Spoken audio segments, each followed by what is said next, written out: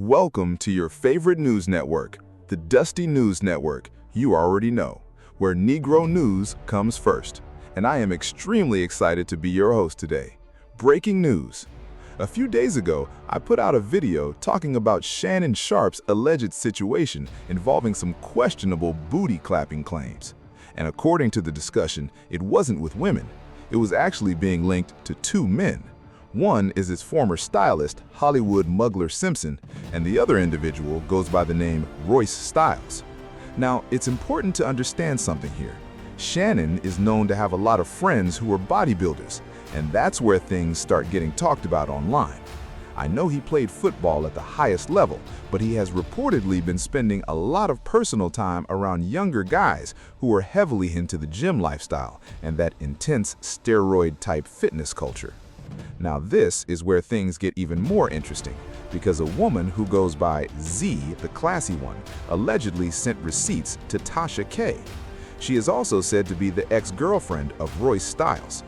She claims that she went through Royce Styles' phone and found some questionable images and messages connected to Shannon Sharpe, Hollywood Mugler Simpson, and Royce Styles himself. Now obviously, this whole situation has started going viral across social media. Shannon Sharpe has not publicly responded to these allegations yet, but the screenshots and claims have already spread widely online. You can check out my full breakdown in the previous video. It's pinned in the top comment. However, Royce Styles himself has now responded to these accusations, and let me just say, he was not happy at all about how this narrative is being pushed. About that community, I'm not a homophobe or anything like that, so I'm not gonna sit here and try to bash anyone. You know, what you do behind closed doors is between you and whoever you do it with. With that being said, I'm straight. I don't know how many times I gotta put it out there. I don't know how many times I have to address this issue. I'm not bisexual. I don't dipple and dabble, and none of that guys want to try to put that there and say I'm 100% straight. I'm 100% straight. I don't know how many times I gotta say that. Yes, I've taken pictures that you can say looks a little sus or gay, whatever. But I can, trust me, I'm 100% straight. And anyone who knows me, like really knows me, like the people who grew up with me, who've been around me, been around my family, who's actually seen me grow into the person I am today, will vouch and say the same thing. That is not gay. It's not gay. He's not DL. He's not bi. It's not gay. I don't have to say nothing. People who really know me know this. That's why I don't care about a fake narrative about me being gay. I don't care about that. What I care about is people playing with my name, creating something that didn't happen. You know what I mean? It's easy for someone to get some pictures and put a narrative on it without actually knowing what is really going on. So, with that being said, I'm gonna sit back. I'm gonna watch how this whole story unfolds. And if you wanna sit back and believe these blogs, if you wanna believe these quote-unquote people who have been affiliated with me, quote-unquote ex-girlfriends, not true. 100% not true.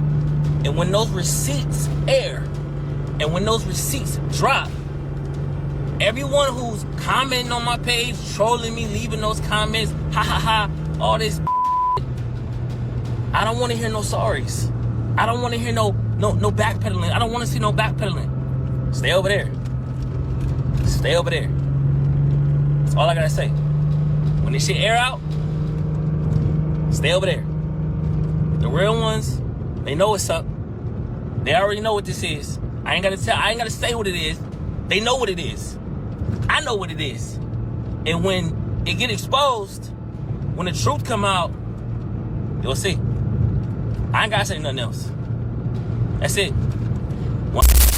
That's it. One last. Crazy when he said that. Posted on X, people had opinions. Bucci said, "If you gotta do all this, are you truly straight? I don't believe it, but all right." After Shannon dropped his stylist, Hollywood pictured in middle after folks found Hollywood's tea in past NFL exposure. Another says, Roy Styles owes no explanation. Ignore fools. The more you respond, the more it continues. Prince Leone says, if he's 100% straight, then Andrew Caldwell is too. Or I am delivered. I don't like men no more. That's it. One last. Now, it's crazy when he said that, and it was posted on X where people had different opinions. One user, Bucci M, said, if you have to do all this, then are you really straight? Though he also said he didn't fully believe it. I don't believe it either, but alright.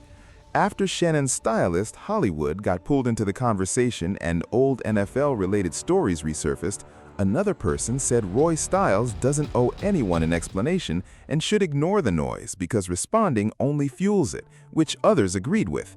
Prince Leone added sarcastically that if he's 100% straight, then Andrew Caldwell is too, keeping the debate going. It's one thing to address rumors linking you to Shannon Sharpe, but you can still have nothing to do with it.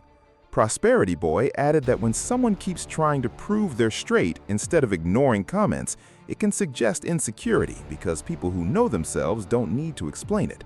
I don't know him personally, but he seems focused on defending his image while online reactions grow. Some posts and photos are being questioned and interpreted differently, fairly or not, and it shows how fast narratives spread online. For people dealing with bitter exes, this is exactly what to watch for. And Z, the classy one, has been exposing her former partner while staying anonymous, which keeps the story alive. Instead of back and forth, stepping away from the noise may be better. Next story. DDG is a popular streamer and former YouTuber who now streams daily, and he recently had a guest, Jordan Lucas, who previously dated streamer Deshae Frost, and what she had to say about, well... You got maybe half a body. You fuck this shit, you dreaming. Oh God. That's fucked Your up. imagination. It's the truth. He like, damn. But At you've least, been- you know that thing where they be like the gift that keeps you wanting more. You be wanting more. You know what I used to have to do, no shade? I used to have to I used to go to the bathroom and just finish it off. I was like, damn.